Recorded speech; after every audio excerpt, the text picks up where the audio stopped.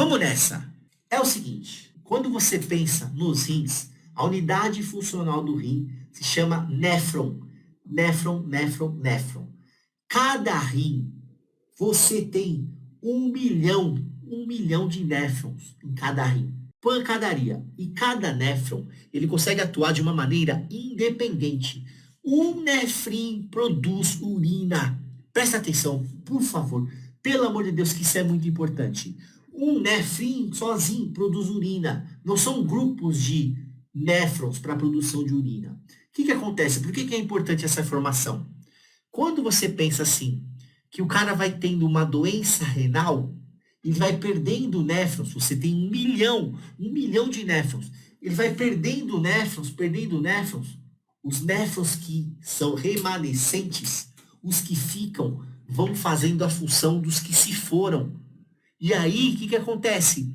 Os que ficam dão conta do recado. E a doença se manifesta de uma forma silenciosa. A doença renal crônica, ela é silenciosa. Por quê? O cara perdeu lá 50% da função renal, ele não tem manifestação clínica. Ele não sente absolutamente nada. Você entendeu isso?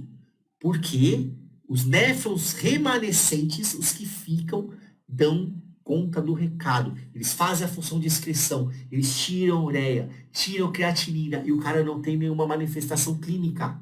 Certo, pesadinho? Pensa assim, ó. Se você tem lá uma classe, eu tenho aqui 50 carteiras de sentar, eu tenho 50 carteiras aqui nessa classe, eu preciso levar dessa classe aqui para outra classe lá no outro andar. Preciso pegar essas 50 carteiras aqui, levar lá para outra classe no outro andar. Aí eu tenho 10 pessoas para fazer isso. 10 pessoas, 50 cadeiras, legal. 10 pessoas dá para fazer, de boa. Só que imagina que você tem 2 pessoas. Dá para fazer? 2 pessoas conseguem levar 50 carteiras lá para outra sala? 2 pessoas conseguem? Conseguem. Só que elas vão ter que trabalhar pra caramba. Só que aí eu chego no outro dia e falo assim, as carteiras foram levadas dessa sala para outra sala. O objetivo foi alcançado. Então eu não quero saber se foram 2 pessoas ou se foram 10 que levaram. Então quando os néfrons remanescentes estão lá, eles fazem a função, só que eles estão trabalhando pra caramba, se atrofiam, os néfrons trabalham pra caramba para fazer a função dos néfrons que se foram. E aí o cara não tem nenhuma manifestação clínica. O que acontece? Isso por um lado você fala, então por um lado é bom, né? Você tem uma reserva renal muito boa. Agora, pensa comigo, quando o cara descobre que ele tem a doença renal crônica, muitas vezes, o que acontece? Já perdeu 80%, 90% e já tem que fazer diálise, hemodiálise, diálise peritoneal, porque ele já perdeu a função dos rins e nem sabia. O cara era diabético, hipertenso, não era controlado nenhuma das patologias, ele vai desenvolvendo a doença renal crônica de uma maneira silenciosa, pesadinho. Silenciosa, porque os néfrons que se vão, os néfrons remanescentes, vão fazendo a função dos que se foram. Se você tirar um pedacinho aqui do rim e avaliar, você tem lá a unidade funcional do rim, que é o néfron. Você tem lá 1 milhão de néfrons aproximadamente em cada rim. É permitido você doar um rim para um parente seu? Sim. Até 4º grau, né? É permitido até 4º grau. Você não pode doar para o seu amigo um rim. Você sabe disso, né? Você não pode doar um rim para o seu amigo. Mas até 4º grau você pode doar um rim para um parente seu. Agora, se você doa um rim, será que esse rim não vai fazer falta? Será que não faz falta para você? Será que você vai viver normal? Se você doar um rim, vai viver normal? Será? Porque quando você doa um rim, qual que é o raciocínio? Você perdeu 50% da sua função renal. Não é verdade? Você tem 1 milhão de néfrons aqui, 1 milhão de néfrons aqui. Você doou um rim, você perdeu 1 milhão de néfrons. Você consegue viver normal com o rim só? Antes de te responder, eu quero que você faça um raciocínio no primeiro princípio da medicina e das áreas correlatas. Você sabe qual é? Primeiro princípio da medicina e da enfermagem, da fisioterapia, da odontologia, da psicologia, primeiro princípio é a não maleficência. Já viu isso? Não maleficência. Isso aí vem lá de Hipócrates. Sabe quem foi Hipócrates? Hipócrates não é hipócrita, é Hipócrates. Hipócrates, o pai da medicina. Hipócrates, o pai da medicina. Esse cara viveu 400 anos antes de Cristo. Nós estamos em 2021. O cara viveu 400 anos antes de 2021. Hipócrates, o pai da medicina. Esse cara que deu o nome para a doença câncer, sabia? Câncer, ele que deu o nome. Câncer vem de carcinoma, caranguejo. Sabia que câncer quer dizer caranguejo? Foi coisa do Hipócrates. E Hipócrates, o cara que já tinha estudo lá com a salicina. Sabe a salicina? Você sabe o que é salicina? Ácido acetil salicílico, AS. Vem lá da casca da árvore, lá do salgueiro, né?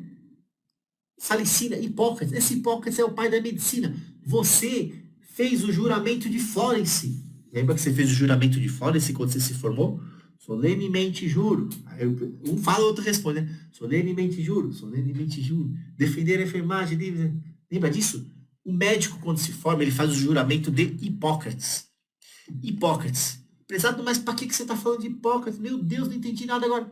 O primeiro princípio da medicina vem lá do Hipócrates. Primum non nocere. Ó, latim, é o prezado falando latim. Primum non nocere. Primeiro não lesar. Guarda isso. Primeiro não lesar. Não maleficência. O que ele quer dizer? Primeira coisa é você não fazer mal para o paciente, prezadinho. Você vai dar uma assistência de enfermagem? Primeira coisa, pelo amor de Deus, é não fazer mal para esse paciente. O médico, primeira coisa que ele vai pensar, não fazer mal para o paciente. Não fazer mal. Primum non nocere. Se o cara vai tirar o rim de uma pessoa para doar para o irmão, se fosse fazer mal, doar o rim, ia ser proibido. Ia ser proibido, porque não pode fazer mal para a pessoa. Primum non nocere. Primum non nocere. Primeiro não lesar. Então, se fosse fazer mal para o doador, não ia ser permitido. Você vive sem um pulmão? Você acha que você consegue viver sem um pulmão? Consegue. Consegue. Às vezes o paciente tira um pulmão, câncer, não sei o quê, avançado, o cara consegue viver sem um pulmão. Mal. Mal. Mas consegue. Por que eu estou te falando isso? Porque se você quiser doar um rim para o seu parente, claro, você vai ver as indicações adequadas, todo um critério, e vai doar um rim para o seu parente. Se você quiser doar um pulmão para um filho seu, ninguém vai tirar seu pulmão. Não, mas é para o meu filho, eu quero doar. Ninguém vai tirar seu pulmão. Por quê? Porque não pode fazer mal. É proibido fazer mal para o paciente. Se eu tirar o pulmão seu, mesmo que você dar para o seu filho, vai fazer mal para você. Então, não pode doar pulmão. Apesar de você conseguir viver com o pulmão, mas faz mal para você. Eu teve lá uma cantora. Quem que foi a cantora que fez lá, que tirou a costela?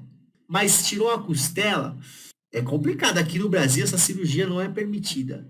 Aqui no Brasil, não é permitida. Deve ter algum país aí, eu não sei, que é permitida. Aqui no Brasil não é permitida. Por quê? Você vai tirar uma costela por causa de estética. Você sabe que a costela, a 12ª costela aqui, né? Par de costelas, protege o seu rim. A parte superior do seu rim é protegida pela costela. Então, tirar uma costela faz mal. Então, você vai tirar uma costela só porque a pessoa quer estética. Então, no Brasil, não é permitida a retirada de costela. Primum non nocere.